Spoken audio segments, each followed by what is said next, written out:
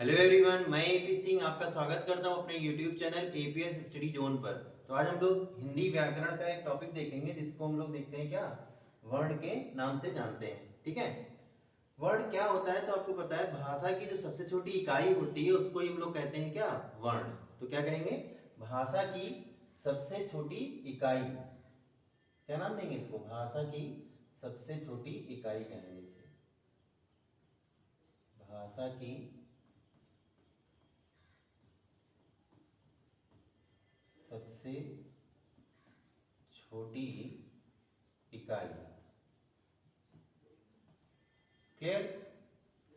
फिर आ जाता है कि जो वर्ण होते हैं ये कितने प्रकार के हो सकते हैं। तो वर्ण को हम लोग सामान्यतः अगर देखें तो अगर उच्चारण के आधार पर और लेखन के आधार पर इसको हम लोग बांट सकते हैं। क्या कह सकते हैं, दो तरीके से हम लोग वर्ण को बांट सकते हैं। कौन कौन तरीके से, तो एक होता है क्या आपका उच्चारण के आधार पर,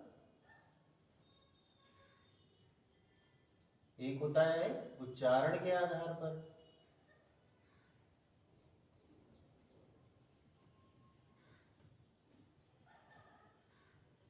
और एक होता है आपका किसके आधार पर, लेखन के आधार पर। एक होगा लेखन के आधार पर। क्लियर है।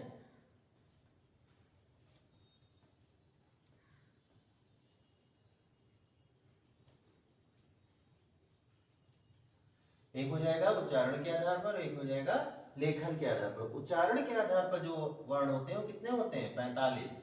क्लियर, यानी 45 होते हैं। और लेखन के आधार पर जो वर्ण देखते हैं हम लोग वो कितने होते हैं, तो 52 होते हैं। क्लियर है।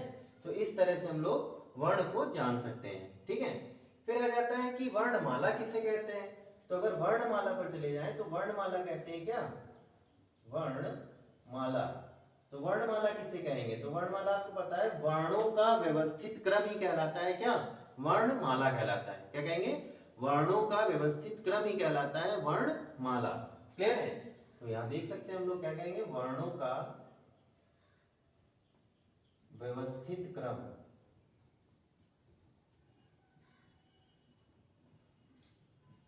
क्लियर, क्या कहेंगे, वर्णों का व्यवस्थित क्रम कहलाता है वर्णमाला। क्लियर है। अच्छा, अब आ जाती है कि वर्ण जो होते हैं वो कितने तरह से हम इसको बांट सकते हैं वर्ण को। ठीक है, ये तो हो गया था उच्चारण के आधार पर और लेखन के आधार पर।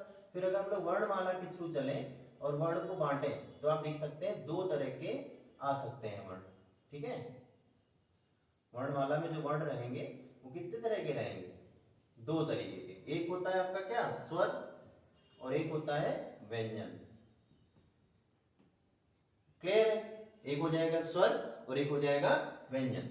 स्वर में आपको पता है कितने तरह के होते हैं, तो तीन तरह के, ह्रस्व स्वर, दीर्घ स्वर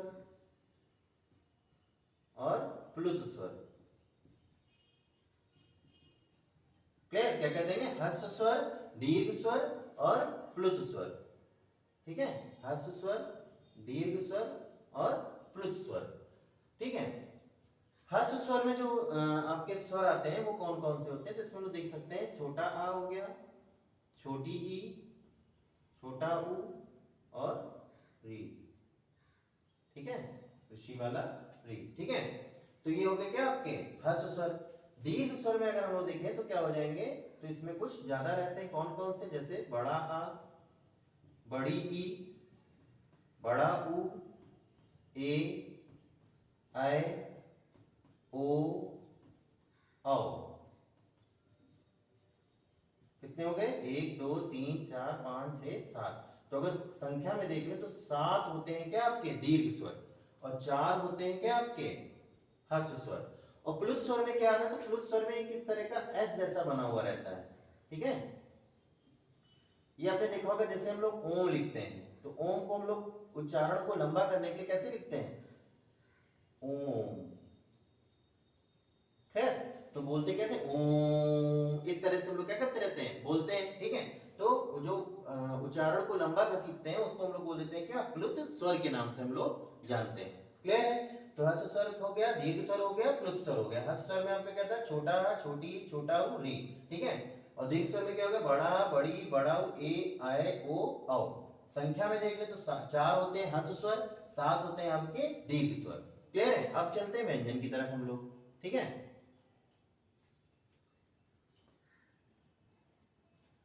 व्यंजन में अगर देखते हैं तो व्यंजन में आपको पता है क्या होता है, स्पर्श व्यंजन। क्या हो जाएगा, स्पर्श व्यंजन। फिर हो जाएगा क्या आपका, अंतस्थ व्यंजन।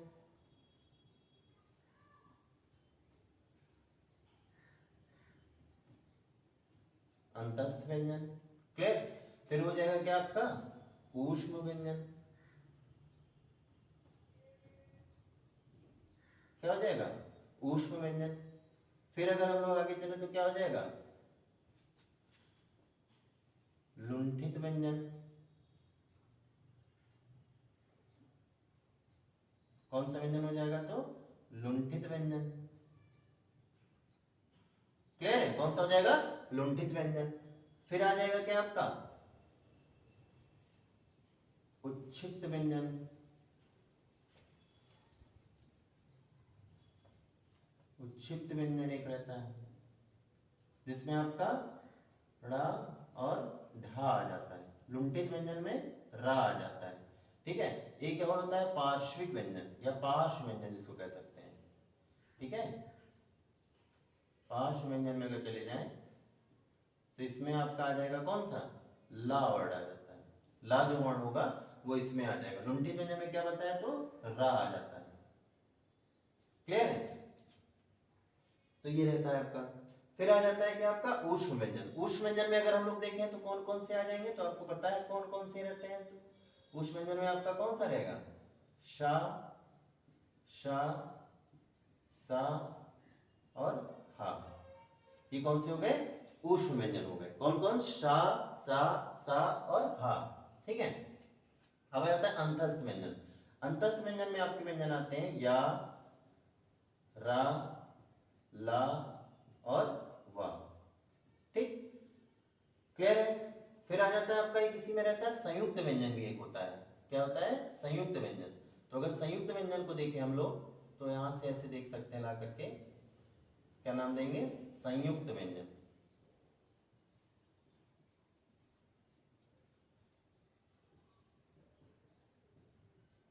तो संयुक्त व्यंजन में कौन कौन से होते हैं, तो आपको पता है क्या रहेगा, छा रहेगा, छतरी वाला। ठीक है, फिर आपका रहेगा क्या, ज्ञा रहेगा, छत, छ, त्र और ज्ञा।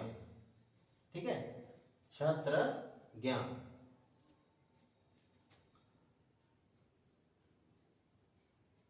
और एक रहता है श्र।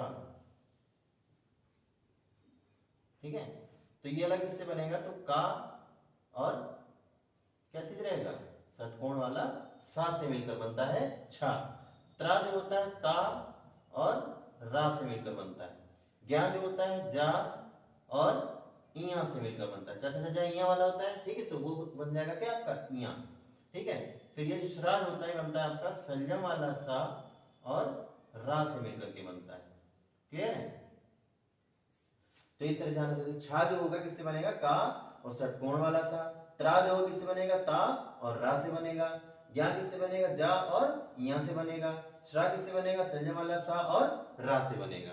क्लियर है? तो इस तरह से हम लोग देख सकते हैं क्या कि संयुक्त व्यंजन आपके इतने होते हैं। ठीक है, अब जो बच रहा है हमारा स्पर्श व्यंजन। स्पर्श व्यंजन में क्या क्या आता है, तो आपको पता है स्पर्श व्यंजन की जो संख्या होती है कितनी होती है, 25 होती है।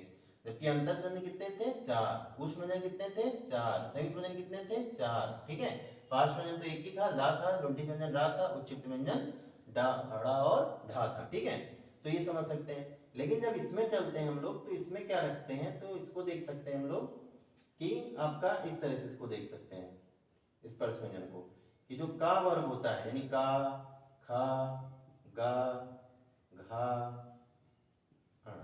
ठीक है, फिर आएगा चा, छा, जा, झा और इया।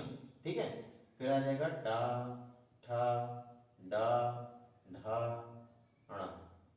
फिर आ जाएगा ता, था, दा, धा और ना। क्लियर? फिर आ जाएगा पा, फा, बा,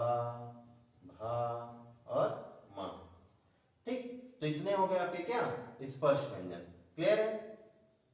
अब आ जाता है कि इसमें हम लोग स्पर्श व्यंजन जो होता है इसमें जो पांचवा आपका रहता है, ये वाला पांचवा वाली जो लाइन जाती है इसमें अड़ा अया ना मा ये सब आते हैं, ये सब आपके क्या होते हैं, इसको हम लोग पंचमाक्षर कह सकते हैं। ठीक है, क्या कह सकते हैं? पंचमाक्षर। ठीक है, जिसको हम लोग अनुनासिक के नाम से भी जानते हैं, क्योंकि इनका उच्चारण ज्यादातर नाक से निकलता है, नाक से मतलब निकलता है, तो उसको हम लोग अनुनासिक के नाम से भी हम लोग यहाँ पर इसे जानते हैं। अच्छा, स्वर में एक चीज आप देख सकते थे, शुरुआत में क्या था, एक जब इतने स्वर हुए थे तो इसमें आपको क्या था, एक रहता है आपका अयोग वाह होता है, अयोग वाह। इसमें आपके आते हैं अंग और आहा। अंग जो होता है आपको इसको पता होगा आपको क्या बोलते हैं, तो अनुस्वर कहते हैं। क्या कहते हैं? अंग को बोलते हैं अनुस्वर। ठीक, जबकि आहा को बोल देते हैं क्या, विसर्ग। तो ये भी थोड़ा सा ध्यान रखने वाली बात रहेगी, क्या कि अंग को बोल देते हैं अनुस्वर और आहा को बोल देते हैं क्या, विसर्ग बोल देते हैं। क्लियर है? अब तो ये हम लोग देख रहे थे स्पर्श व्यंजन, इसमें क्या हो जाता है कि हम लोग शुरुआत की जो ये स्पर्श व्यंजन दिए गए हैं इनको हम लोग कुछ अलग अलग नाम से भी हम लोग जान सकते हैं। जैसे जिसको अगर हम लोग नंबरिंग कर दें, जैसे नंबर 1 पे हो गया इस तरह से पूरी रो, ये 2 पे हो गया, ठीक है, ये 3 पे हो गया, ये 4 पे हो गया और ये 5 पे हो गया, तभी देखिए इसको पंचमाक्षर बोला गया था। क्लियर है?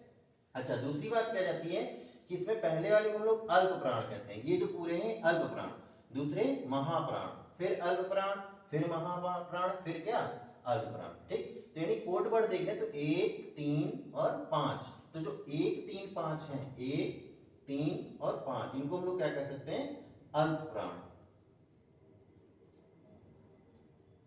ठीक है, इनको बोलते समय क्या होता है, कम आपको ताकत की आवश्यकता पड़ती है, तो इसको हम लोग बोल देते हैं क्या, अल्प प्राण। फिर महाप्राण होता है आपका अल्प प्राण, महाप्राण, अल्प प्राण, महाप्राण, अल्प प्राण, महा, तो दूसरा क्या हो जाएगा, दूसरा और चौथा ये क्या हो जाएंगे, महाप्राण में आ जाएंगे। क्लियर है? तो ये थोड़ा सा आप इसको ध्यान रख सकते हैं। क्लियर? तो ये आपके क्या हो गए, स्पर्श व्यंजन हो गए। स्पर्श व्यंजन मैंने आपको बता दिया क्या कि कौन से आपके अल्प प्राण है, महाप्राण क्या है, पंचमाक्षर किसको कहा जाता है, ये भी मैंने आपको यहाँ पर बता दिया है।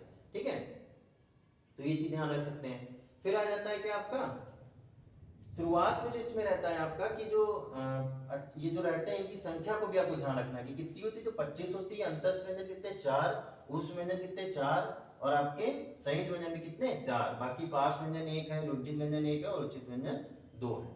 क्लियर है? तो ये आज मैंने आपको छोटा सा वर्ण के और वर्णमाला के बारे में थोड़ा सा आपको यहाँ पर मैंने इसके बारे में बताया।